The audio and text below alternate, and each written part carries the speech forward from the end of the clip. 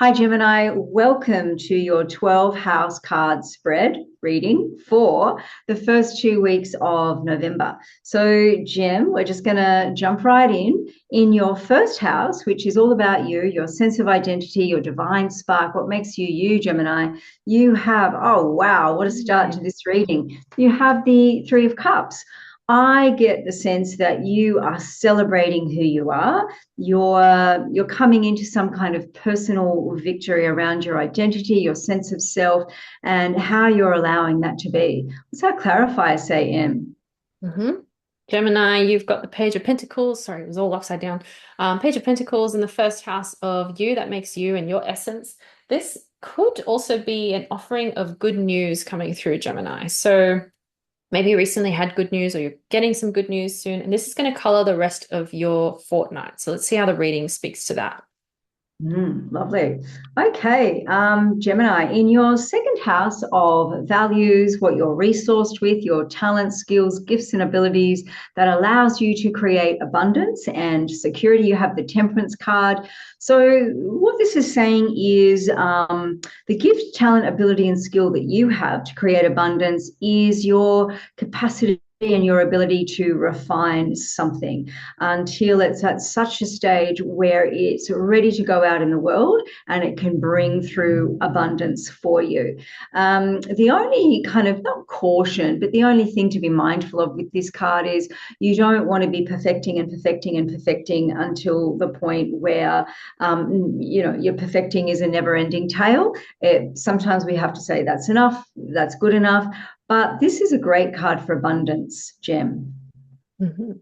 Yeah, and then the clarifier for that is the Nine of Pentacles. So this is saying don't sit and refine constantly until you're never achieving anything.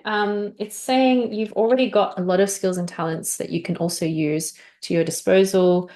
Sit back and enjoy, and make sure you're paying attention to when you actually need to maybe set a limit to how much you're staying in that process. So it's good to have a process, but it's never great to just be perpetually processing. Life Mm. is a is a constant turning, but this is also saying, yeah, you've got so much more to give if you're actually taking a break. Hmm. Very nice. In your third house, which is your house, Gemini, you ruled the third house of communication. You have the Magician. This says what you think about, you can manifest. The Magician is all about manifestation. Third house is all about what you're thinking, what you're communicating. So this is just a clear slam dunk. What you're thinking about, what you're communicating.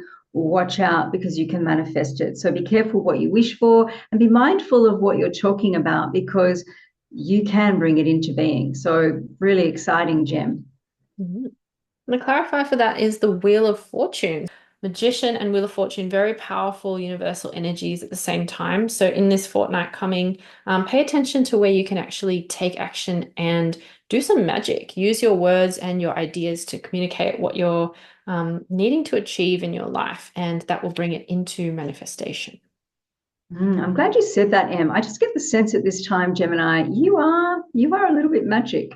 In your fourth house of home, family, chosen family, how you feel at home in the world, how you feel at home in your own skin, you have the Fool. So this is about a leap of faith. This is coming back to our childlike self. It's also telling us that, we've been around the block, we've done this journey. The Fool has done the entire journey of the tarot and he's back to the beginning. And it's just time to recognize you've done the journey, you can take that leap of faith. So, a leap of faith at home, whatever that looks like for you, or a leap of faith around what's going to make you feel more at home in the world, claiming your space. Does that clarify, say, Em? Yeah, I just had a like a premonition or something. It's the Fool has been through before. So I wonder if this is talking about past life. What are you learning in this lifetime that you've already gained the skills of in your last lifetime? And if you believe in that sort of thing, Gemini. The clarifier for this is the King of Pentacles. I think this is simply saying enjoy what you've grown. The King of Pentacles has worked really hard to get to where he is at.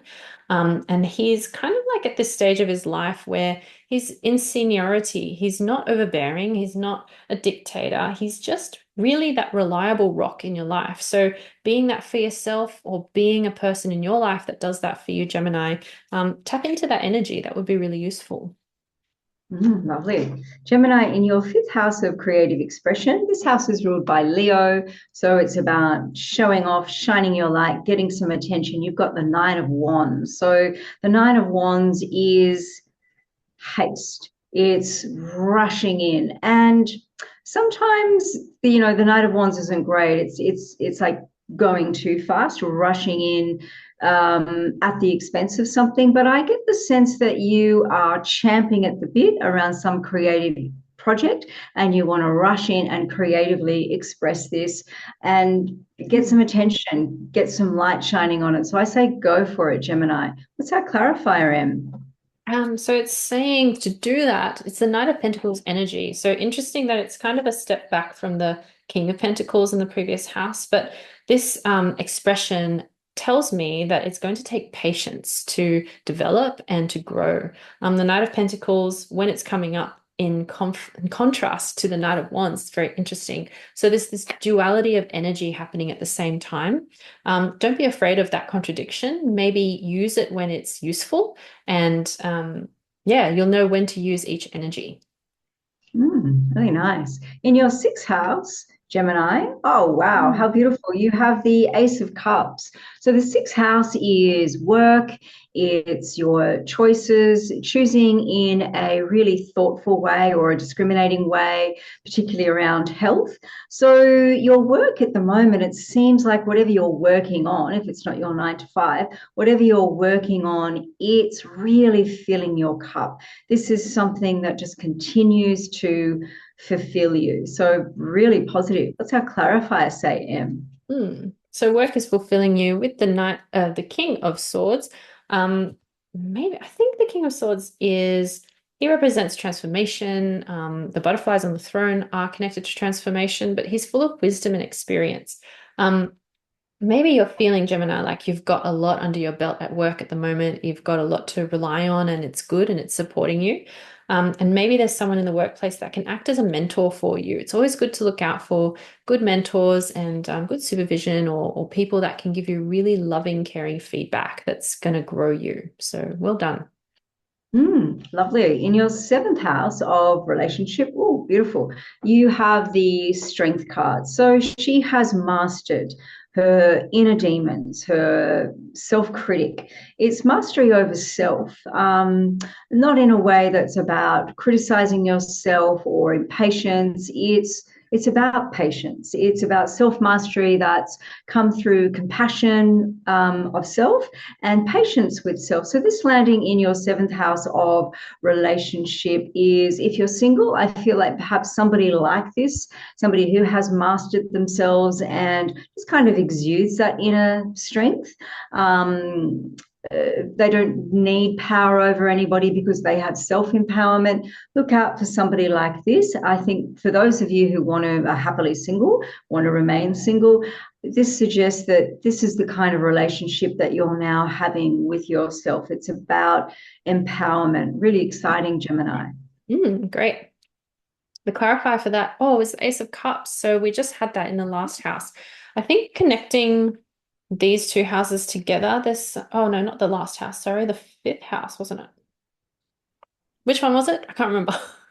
Yeah, sixth house. You were right. The last house. Sixth house. Okay, yeah. So linking relationships with work. Gemini, is there someone at work you're interested in? Has there been someone looking at you and feeling like your connection is self-fulfilling and constantly nourishing? But it also in this house represents that relationships are super nourishing for you at this time. Do not take them for granted. So how can you stay connected to that real authentic experience being in relationship to yourself and others, your friendships, your business partnerships, anyone? It's just a really positive placement in that house. And if you're not finding relationships particularly fulfilling at this time, Gem, it suggests that this new phase is coming in for you. So very soon you're going to be attracting or enjoying a higher standard of relationship or a higher quality of relationship that's much more deeply fulfilling for you.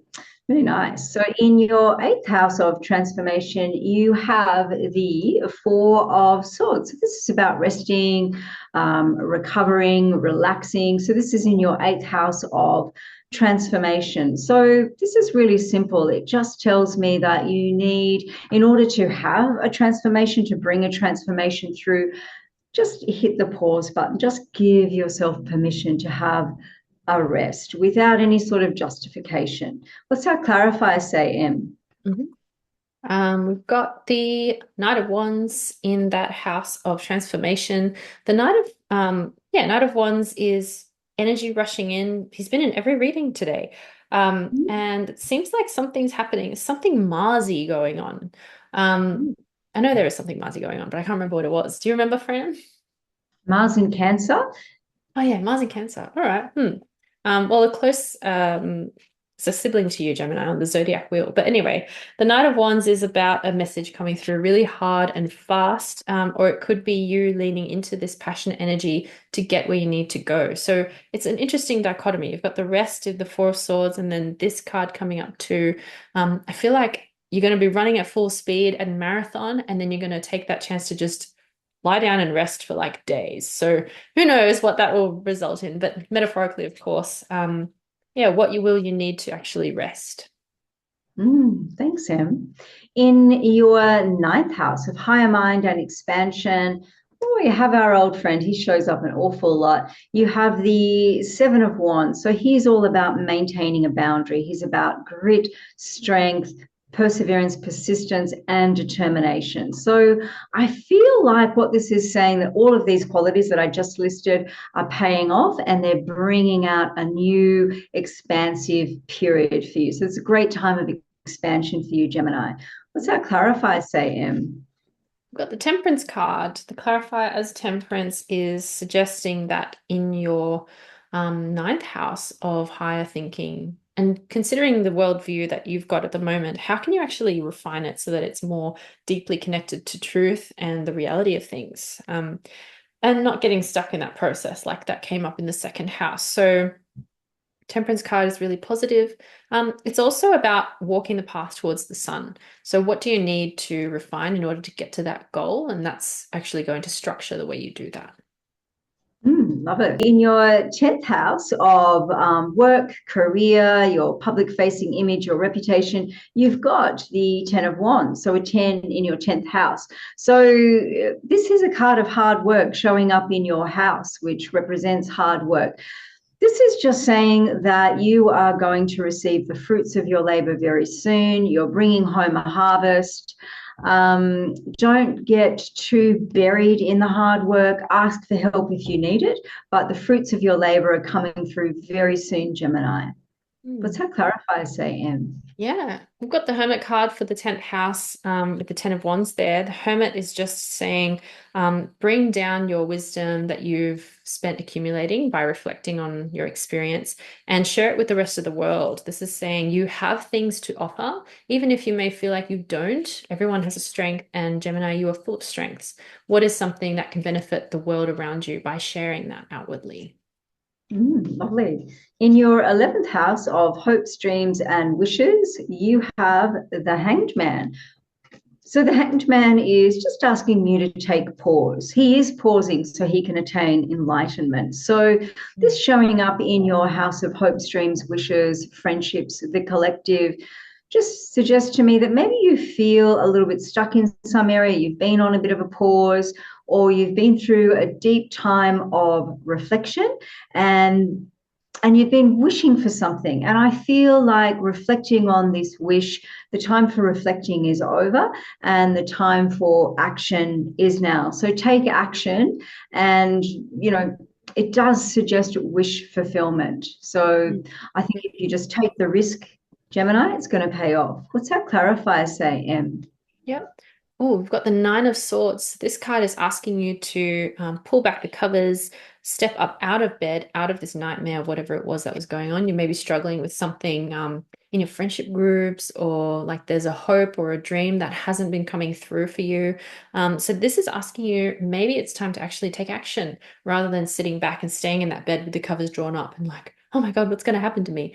You can actually manifest what you need for your reality. No matter how small it is, something that gives you a sense of empowerment over your circumstances can then build that momentum until you're out in the world and thriving again. So if you're already feeling like you're there, that's great. This is just kind of like a little step up if you're feeling hard done by at the moment. And I just had a little epiphany as you were speaking, Em. I kind of get the sense, Gemini, instead of asking yourself, what if this terrible thing happens, catastrophizing, which is kind of indicative of that scary looking card, I'd reframe it to like, what if this great thing happens? So maybe change catastrophizing into something much more inspiring and much more hopeful. Just a little takeaway for you there. So, moving right along into our final house, our 12th house of all things hidden, you have the Two of Pentacles. So, this just suggests that you need to balance your 12th house stuff, which is all the deep spiritual work. The 12th house is ruled by Neptune. So, it's about deep reflection, it's washing away anything that doesn't serve you. So just take some time to do the spiritual work that the 12th house asks of you. So even if it's just 5 minutes of affirmation, walking in nature, whatever spiritual work means for you, whatever nourishment means for you, take that time. What's our clarifier saying? Clarifier is saying 10 of Pentacles. Is that the right way up? Yes. 10 of Wow. Pentacles, great abundance. So even though there's this duality and there's like, should I go this way or should I go that way? With whatever decision you're making, it's going to result in something really fruitful for you. Particularly when you're doing that and plumbing the depths of what could be hidden, your subconscious. The best way to do that, I think, is through self-reflective activities like meditation, going for a walk, speaking to people who do encourage that level of conversation, not just superficial acquaintance style friendships, but also doing things that really give back your energy, whether you like swimming, whether you like cooking, whatever it is that helps you tap into that creative energy. So looking really good for you, Gemini. Yeah, really pleased with this reading. You are magic. Thanks, Gemini. See you next fortnight.